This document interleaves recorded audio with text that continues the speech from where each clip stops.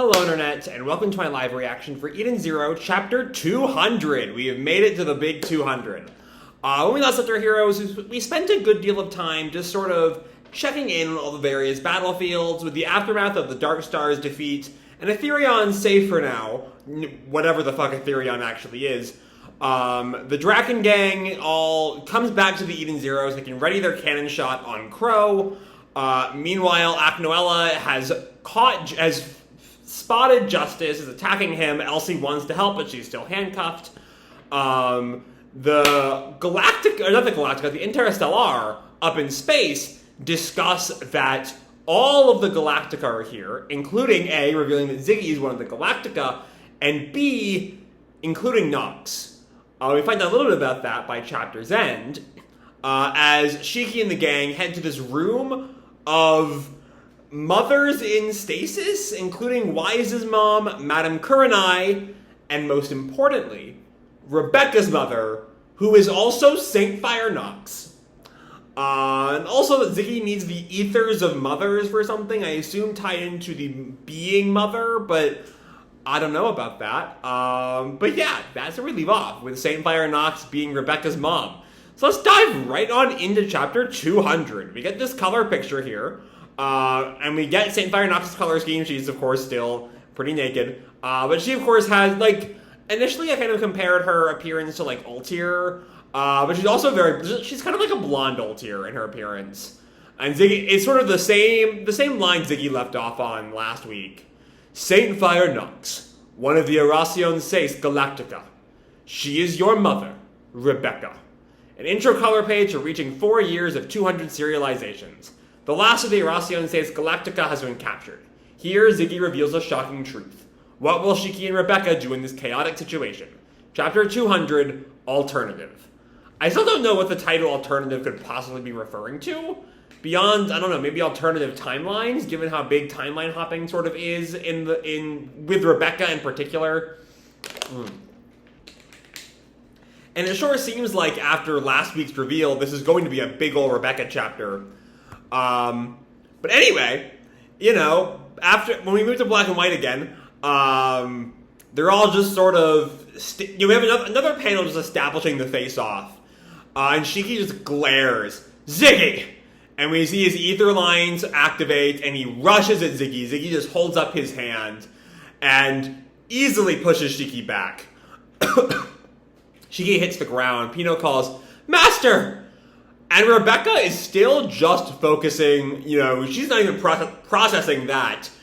As she sees her mother for the first time and learns that her mom is a Galactica. What are you saying? And why is this focused on a larger problem? Why are our mothers here?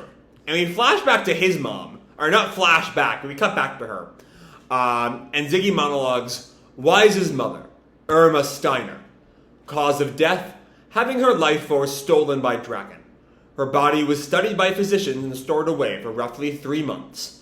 My minions retrieved her and brought her to Lendard, which does, if Ziggy is telling the truth, confirm the story that Killer told Wise. Though, she, as Ziggy says in the next line, I do apologize for raising your hopes, but she is already dead. So yeah, she's not actually still alive. She is dead. And then he continues, Kurenai Koketsu, Homura's mother. Or Kurenai Koketsu, Homura's mother. Wrong emphasis there.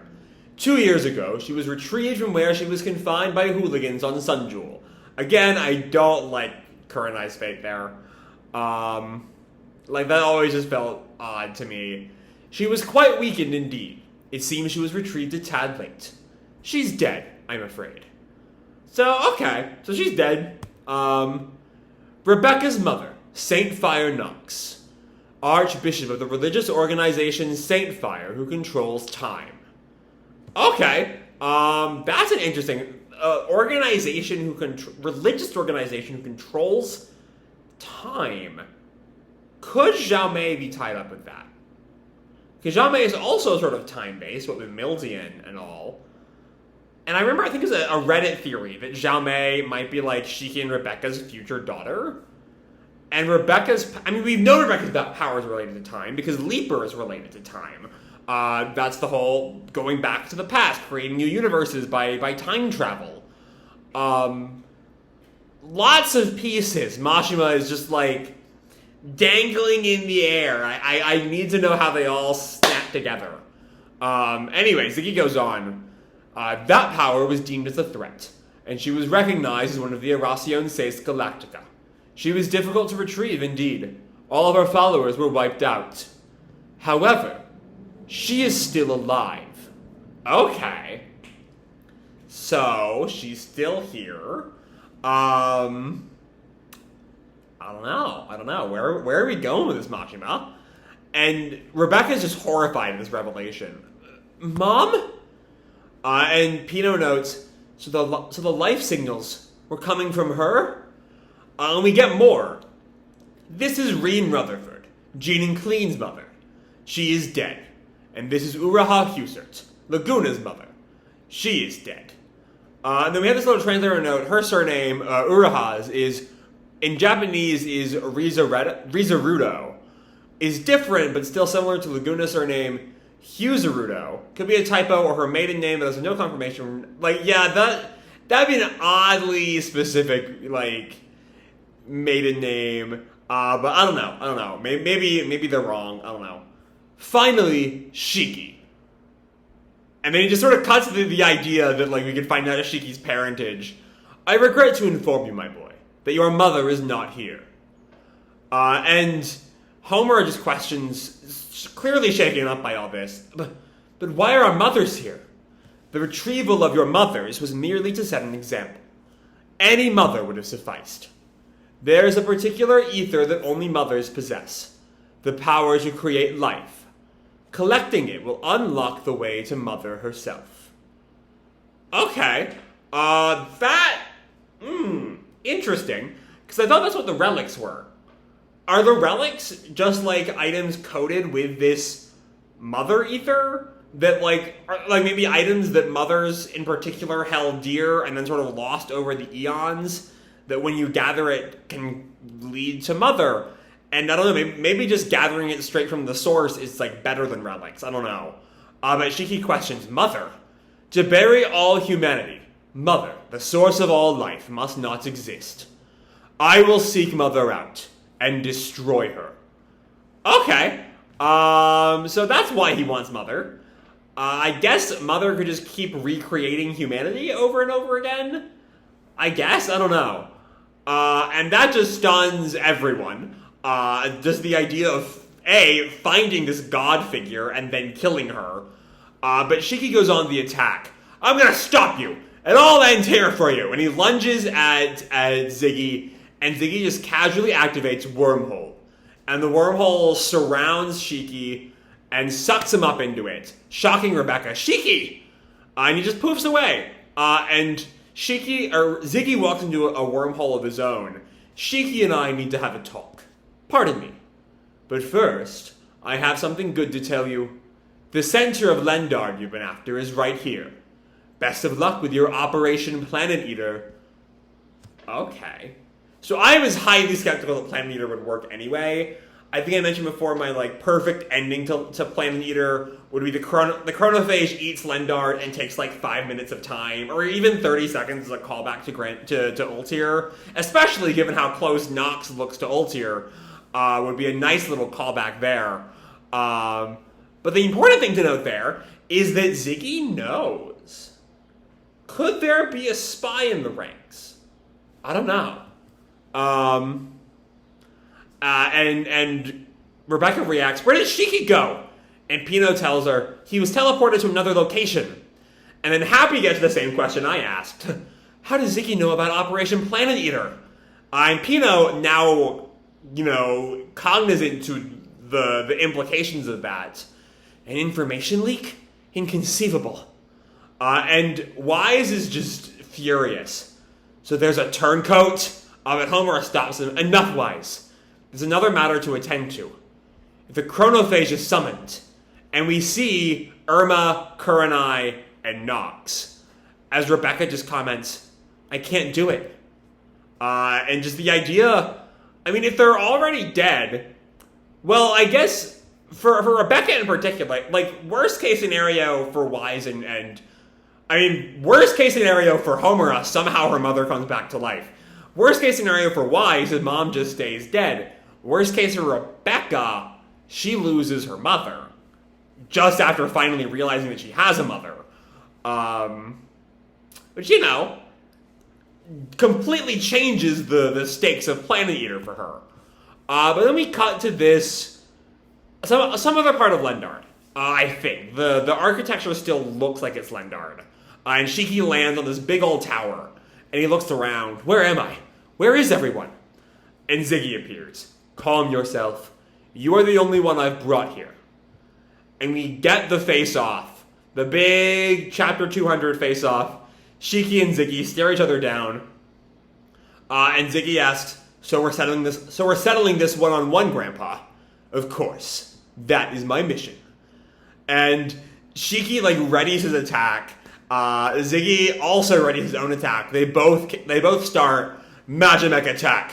Gravity fist! And their punches land on each other. And, like, the gravity shockwave destroys the tower they're on. And Shiki's already in overdrive.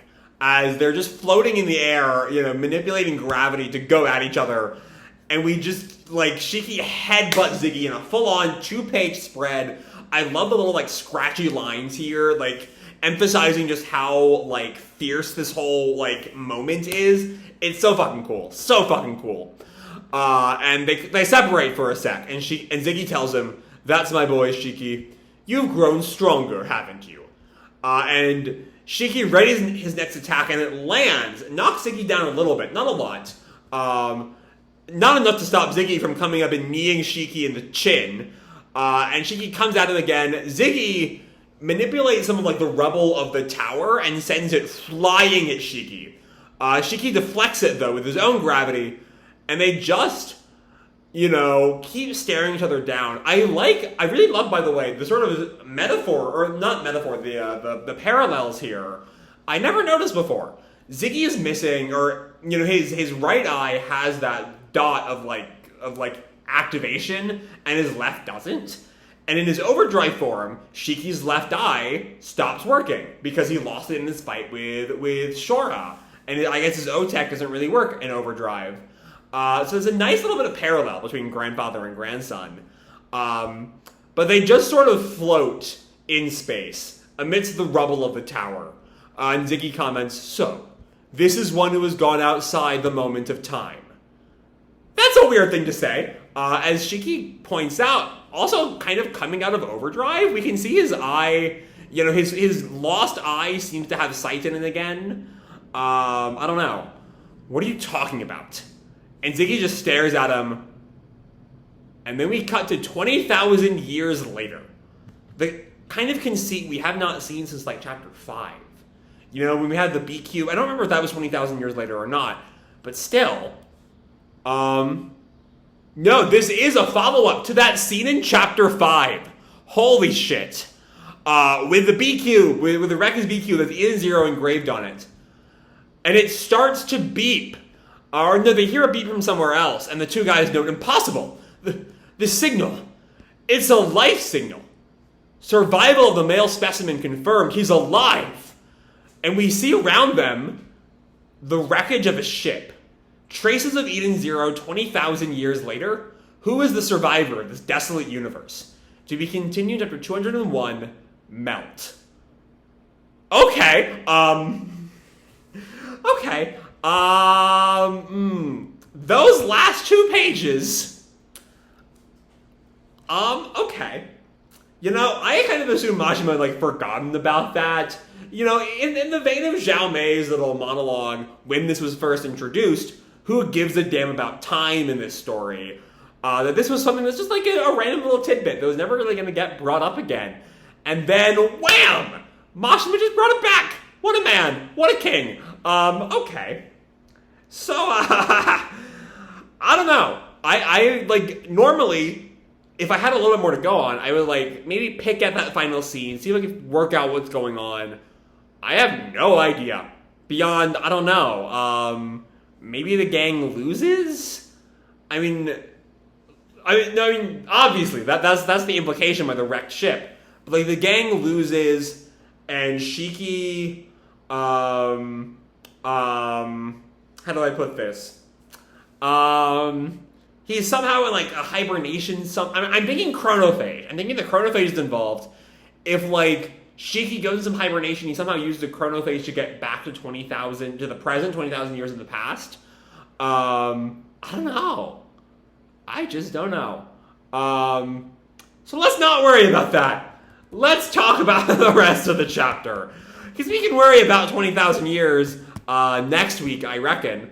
And I don't know. So, okay. I talked about Nox and Rebecca and this continuing time thing. You know, with Leaper, with the timelines, Saint Fire controls time, Nox is all that's left. The Ultier comparisons, just in her physical appearance, especially in the black and white. Though I suppose Ultier's hair was black in the black and white, and I imagine Nox's will be white like Rebecca's.